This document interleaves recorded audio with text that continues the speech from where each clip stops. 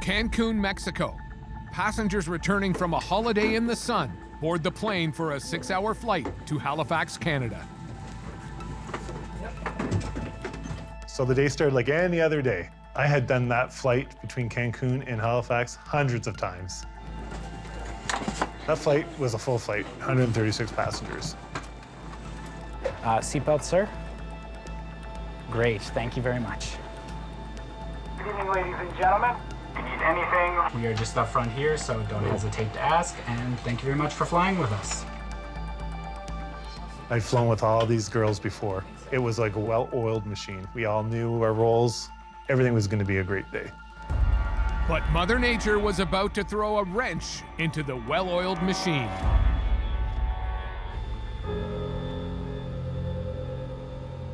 About 4.5 hours into the flight, the captain called us and said that we were going to be having bad weather.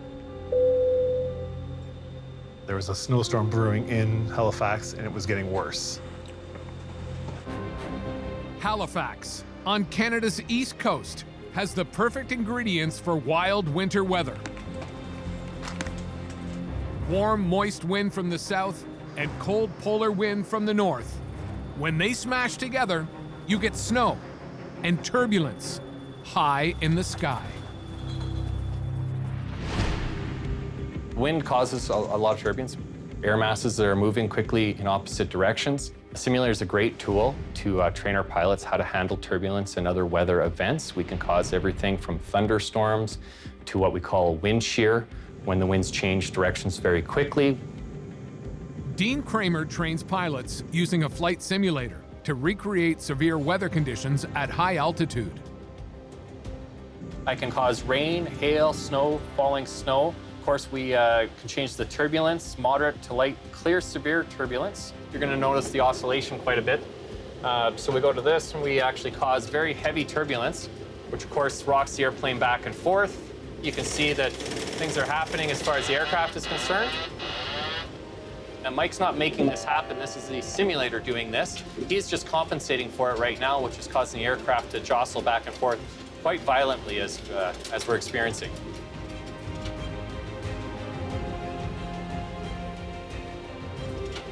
And again, I can quickly turn it off and make Mike's day a lot easier. The captain briefs the crew. Heavy turbulence is expected on the descent into Halifax. Eventually, it's communicated to us that, okay, guys, it's going to get bumpy here.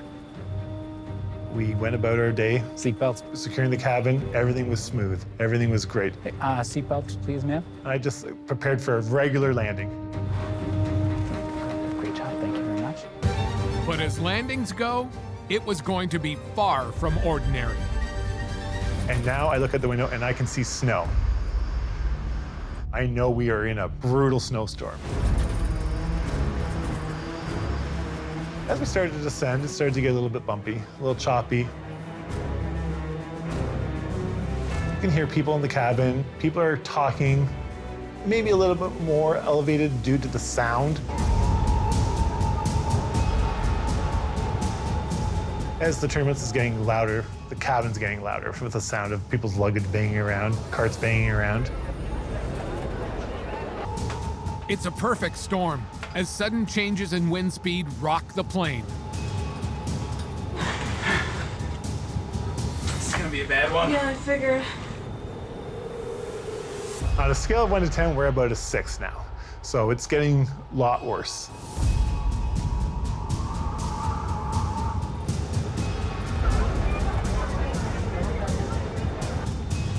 So as we're being tossed around violently in this weather, I look out my window, and what do I see?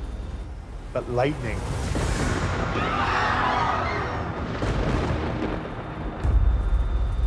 I couldn't believe it.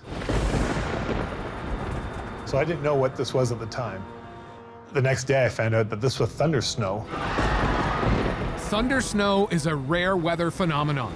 Snowfall is accompanied by thunder and lightning. It's getting worse and worse and worse, and we're only at about 10 minutes into descent, so I still know we have 20 minutes to descend into this snowstorm. I don't know what else is ahead of me. I don't know how it's going to get, but it's getting worse as the seconds go by. I remember saying to my flight attendant beside me, this is bad, this is bad.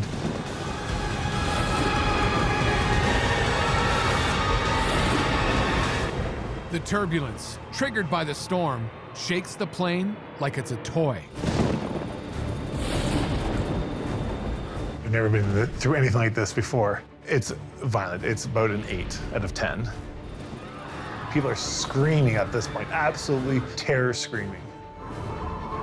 The pilot struggles to maintain his descent into Halifax as thunder snow electrifies the air around the plane. I had never seen lightning in a snowstorm. I didn't know that this was even a possibility. The turbulence was bad enough, and now this thunderstorm. So what is thunder snow? Thunder snow is literally a thunderstorm happening in the winter months. Now, it doesn't happen all that often, but the formation mechanisms for thunder snow are identical to the formation mechanisms that we have to get thunderstorms in the spring and summer. It's a rare weather phenomenon that only occurs when air closest to the ground is warm enough to rise and form a thunderstorm, but it's still cold enough for rain to freeze and fall as snow. In a thunder snowstorm, lightning reflects off the snowflakes, making flashes even brighter. When I've seen people react to thunder snow, it is fascinating to see their reaction because it's the last thing that they would expect to hear or see, that rumble of thunder in the middle of January, that flash with the lightning bolt, and yet it is something that we do see from time to time. The passengers at this point are terrified. I can hear screaming, I can hear crying. You could hear the thunder cracking. You could feel it. Just feel the tension grow inside that aircraft because everybody who was being tossed around also now seen lightning. But then I heard throwing up. It was not a pleasant sound. And it was row after row after row. At row 18 to row 32. Every single person was throwing up on that plane.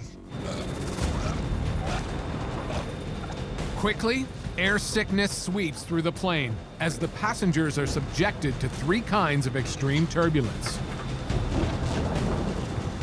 So the yaw of the plane, where they feel the back of the plane swaying back and forth. Then we have a roll, where the plane is rolling like this, side to side, kind of like on a boat. And then you have a bouncing, where it's up and down bouncing. We are having experienced all 3 types of turbulence. So the plane was doing this, this, and this all at once.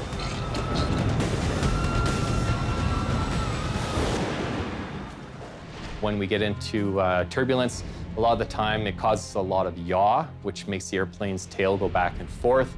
It's what makes people really sick. Again, if you're at the end of the aircraft, you're farther away from the center where it's actually turning, so it's actually worse at the back of an aircraft. Mike can barely tell which way is up and which way is down. Now he too succumbs to the erratic movement of the plane. Oh, I was throwing up. I was in the back throwing up.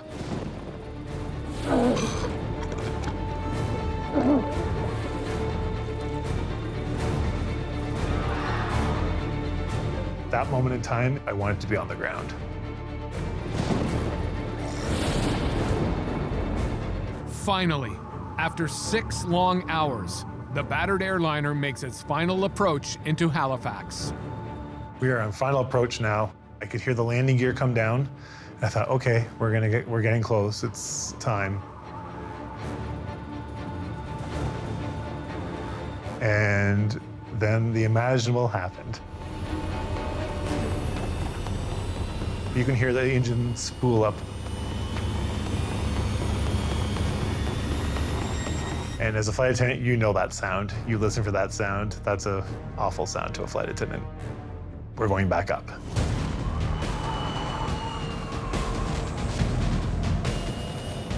At that point, the captain called and said, guys, sorry about that. We're going to try that one more time. So I thought to myself at this point, oh no, we have to go through this again. We're going to fly back up into this storm to circle around to try and do this again.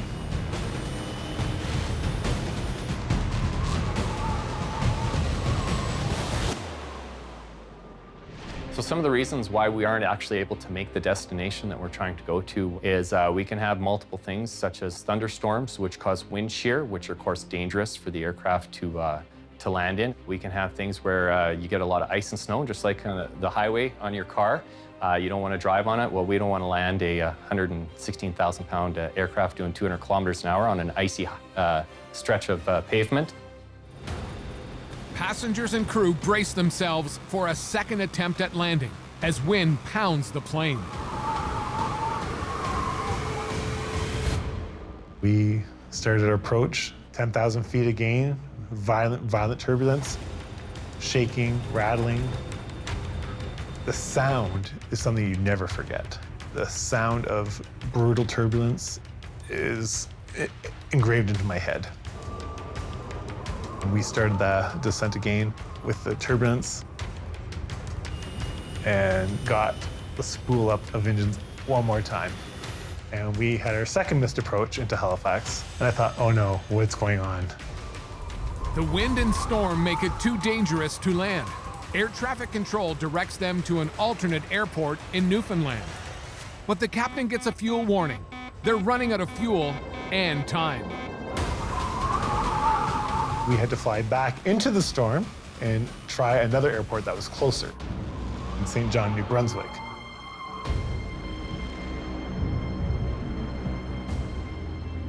There was virtually no turbulence, and we landed into St. John, New Brunswick.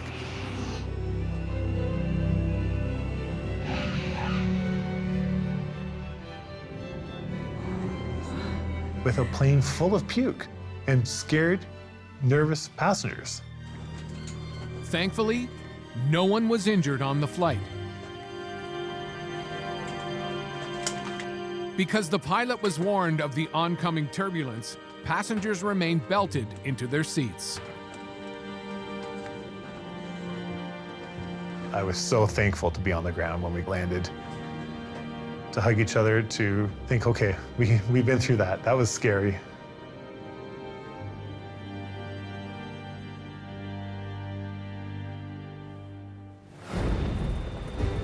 So this weather experience has changed my life. I never take turbulence lightly. When the captain comes on and says, we're gonna be in Snowstorm, I'm prepared because this moment in time is etched into me.